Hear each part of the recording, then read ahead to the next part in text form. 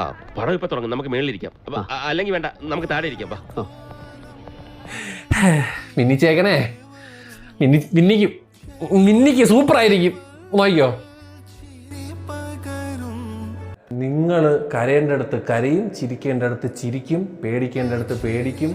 പുള്ളി എന്ത് ഇമോഷൻസ് ആണ് നമുക്ക് തരുന്നത്, അത് നമുക്കത് ഫീൽ ചെയ്യും. കഥ തുടരും. മോഹൻലാൽ, മലയാളത്തെ സ്വന്തം മോഹൻലാൽ ഇവിടെ തുടരും. 7 വർഷത്തിന് ശേഷം പീക്ക് എക്സ്പീരിയൻസ് കിട്ടണ മോഹൻലാൽ പടം. ഞാൻ ഒരു മമ്മൂട്ടി ഫാൻസ് ആണ്, പക്ഷെ പടം സൂപ്പർ പടം.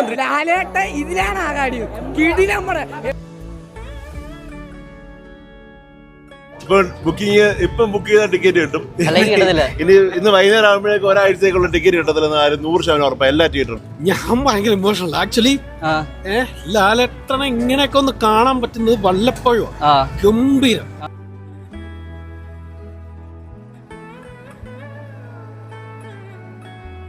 ലാലേട്ടന്റെ പുരിക അഭിനയിക്കും, വിരലഭിനയിക്കും, കണ്ണഭിനയിക്കും, പണി കൈ കിട്ടിക്കഴിഞ്ഞാൽ ലാലേട്ടൻ കംപ്ലീറ്റ് ആക്ടറാണ്.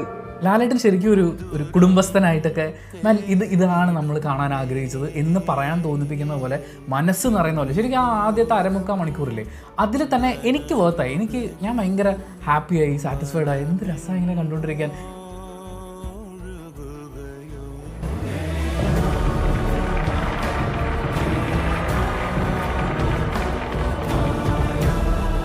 കലക്കീറ, നമ്മൾ കഷ്ടപ്പെട്ടതിന്റെ ഫലം നമുക്ക് കിട്ടി.